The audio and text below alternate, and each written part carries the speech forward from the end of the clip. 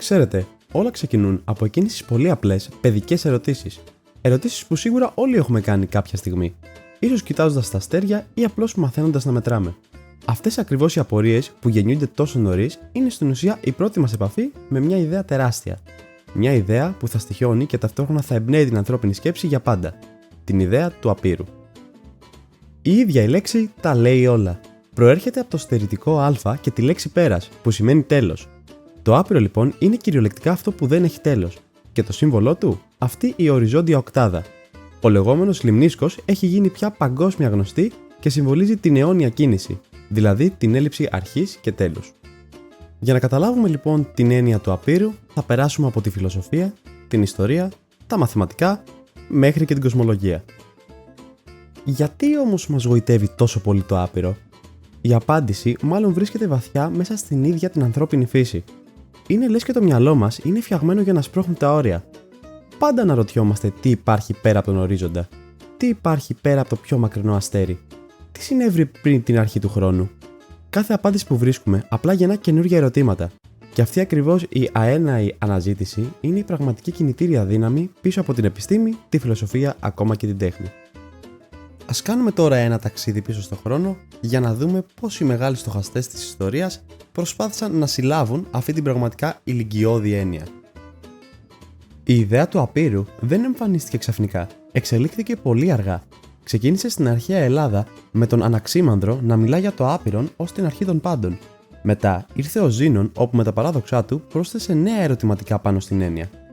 Έπειτα ο Ευκλήδης προσέγγισε το θέμα πολύ προσεκτικά στα μαθηματικά. Ενώ την ίδια περίοδο στην Ινδία ήδη είχαν αρχίσει να ξεχωρίζουν διαφορετικά είδη απείρου. Παρ' όλα αυτά, χρειάστηκε να φτάσουμε στο 17ο αιώνα για να του δώσει ο John Wallis το σύμβολο που όλοι ξέρουμε σήμερα. Οι αρχαίοι Έλληνες και ειδικά ο Αριστοτέλης έκαναν μια πολύ κρίσιμη διάκριση. Προτιμούσαν να σκέφτονται το άπειρο ως κάτι δυνητικό, δηλαδή μια διαδικασία που απλώς δεν σταματάει ποτέ, όπως το μέτρημα. Απέφευγαν την ιδέα του πραγματικού απείρου, δηλαδή ενός ολοκληρωμένου υπαρκτού συνόλου με άπειρα μέλη. Αυτή η ιδέα τους φαινόταν παράλογη, σχεδόν τρομακτική, και αυτή η διάκριση κυριάρχησε στη δυτική σκέψη για σχεδόν 2.000 χρόνια. Όλα αυτά όμως άλλαξαν ριζικά τον 19ο αιώνα. Τότε ήταν που τα μαθηματικά βρήκαν επιτέλους έναν τρόπο να μετατρέψουν το άπειρο από έναν φιλοσοφικό γρίφο σε ένα ακριβές πανίσχυρο εργαλείο. Ο άνθρωπος που έφερε την επανάσταση ήταν ο Κάντορ. Αυτός άλλαξε εντελώς τους κανόνες του παιχνιδιού. Με τη θεωρία συνόλων που ανέπτυξε, δεν φοβήθηκε καθόλου να κοιτάξει το πραγματικό άπειρο κατάματα. Αποφάσισε να το μελετήσει, να το μετρήσει, ακόμα και να το συγκρίνει με άλλα άπειρα, σαν να ήταν ένας οποιοσδήποτε αριθμός. Η δουλειά του στην αρχή προκάλεσε σοκ στην ακαδημαϊκή κοινότητα, αλλά τελικά άνοιξε έναν ολοκαίνουργιο κόσμο για τα μαθηματικά.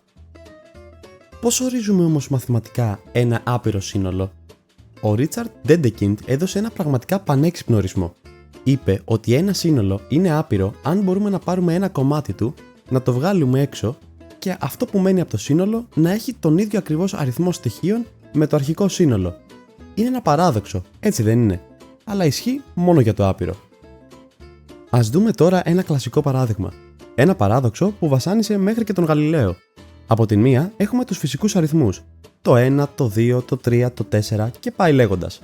Από την άλλη έχουμε το σύνολο των φυσικών αριθμών υψωμένο στο τετράγωνο.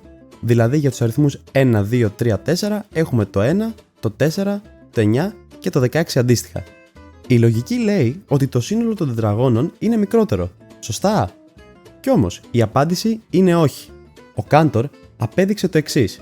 Αν μπορούμε να αντιστοιχίσουμε κάθε στοιχείο ενός συνόλου με έναν και μοναδικό στοιχείο ενός άλλου συνόλου, τότε τα δύο σύνολα έχουν το ίδιο μέγεθος. Εδώ, για κάθε φυσικό αριθμό, υπάρχει ένα και μόνο ένα τέλειο τετράγωνο. Η αντιστοιχεία επομένως είναι τέλεια, 1/1. Άρα έχουν ακριβώς το ίδιο άπειρο αριθμό στοιχείων. Αυτή είναι η παράξενη ή σχεδόν τρελή αριθμητική του απείρου. Αλλά η μεγαλύτερη ανακάλυψη του Κάντορ ήταν ακόμα πιο συγκλονιστική. Ανακάλυψε ότι δεν είναι όλα τα άπειρα ίδια. Το άπειρο των φυσικών αριθμών, αυτών που μπορούμε έστω και θεωρητικά να τους βάλουμε σε μια σειρά και να τους μετρήσουμε, το ονόμασε αριθμίσιμο άπειρο. Αλλά το άπειρο των πραγματικών αριθμών, που περιλαμβάνει ακεραίους, κλάσματα και άρρητους, το ονόμασε υπεραριθμίσιμο άπειρο. Είναι αδύνατο να βάλεις όλους αυτούς τους αριθμούς σε μία λίστα. Οπότε, Το κρίσιμο σημείο που πρέπει να κρατήσουμε είναι η ιδέα ότι υπάρχει μια ιεραρχία απείρων. Δεν υπάρχει ένα άπειρο, αλλά άπειρα διαφορετικά μεγέθη απείρου. Αυτή η σκέψη κυριολεκτικά αναδιαμόρφωσε τα θεμέλια των μαθηματικών για πάντα. Ας αφήσουμε τώρα για λίγο τον αφηρημένο κόσμο των μαθηματικών και ας δούμε πώς αυτή η πανίσχυρη έννοια εφαρμόζεται στον φυσικό κόσμο, στο ίδιο μας το σύμπαν. Στη φυσική, το άπειρο παίζει έναν διπλό ρόλο. Από τη μία, είναι ένα απολύτως απαραίτητο εργαλείο. Χωρίς αυτό, ο λογισμός, για παράδειγμα, δεν θα λειτουργούσε και δεν θα μπορούσαμε να περιγράψουμε τον κόσμο γύρω μας. Από την άλλη όμως, όταν το άπειρο εμφανίζεται στα αποτελέσματα μιας εξίσωσης, συνήθως σημαίνει πρόβλημα. Για παράδειγμα, στο κέντρο μιας μαύρης τρύπας, οι θεωρίες μας προβλέπουν ένα σημείο με άπειρη πυκνότητα.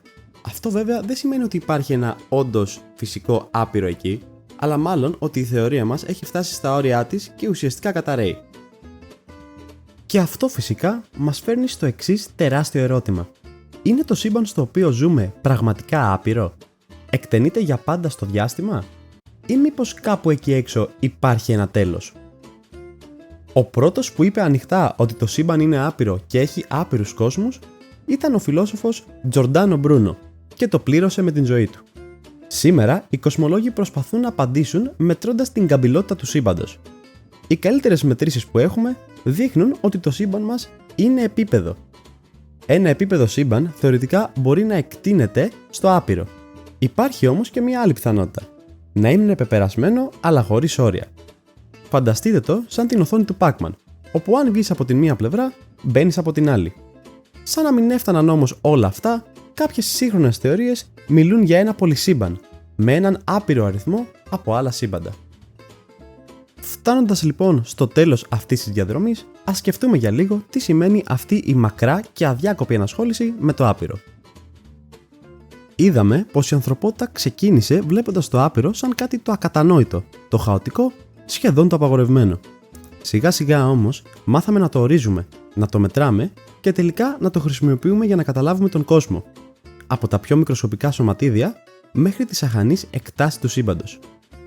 Αυτή η πορεία αποτυπώνει τέλεια την εξέλιξη της ανθρώπινης σκέψης. Όμως, ακόμα και σήμερα, η σχέση μας μαζί του παραμένει κάπως διαφορούμενη. Τι είναι τελικά?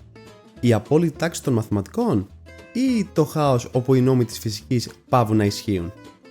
Είναι η υπόσχεση για ατελείωτες δυνατότητες ή μήπως η συνειδητοποίηση του πόσο μικροί είμαστε μέσα σε μια απέραντη κοσμική σκηνή? Η απάντηση ίσως να είναι διαφορετική για τον καθένα. Ίσως η πραγματική μαγεία του απείρου να μην είναι σε κάποια τελική απάντηση που περιμένουμε να δοθεί. Ίσως να βρίσκεται στο γεγονός ότι μας εγγυάται πως η αναζήτησή μας για γνώση δεν θα τελειώσει ποτέ. Εξασφαλίζει ότι θα υπάρχουν πάντα νέα σύνορα για να εξερευνήσουμε, καινούργια ερωτήματα για να θέσουμε. Και αυτό, στο τέλος της ημέρας, είναι που κρατά το ανθρώπινο πνεύμα ζωντανό. Άμα σας άρεσε αυτό το βίντεο, κάντε ένα like, ένα σχόλιο και μια εγγραφή στο κανάλι για να με βοηθήσετε να συνεχίσω. Τα λέμε στο επόμενο.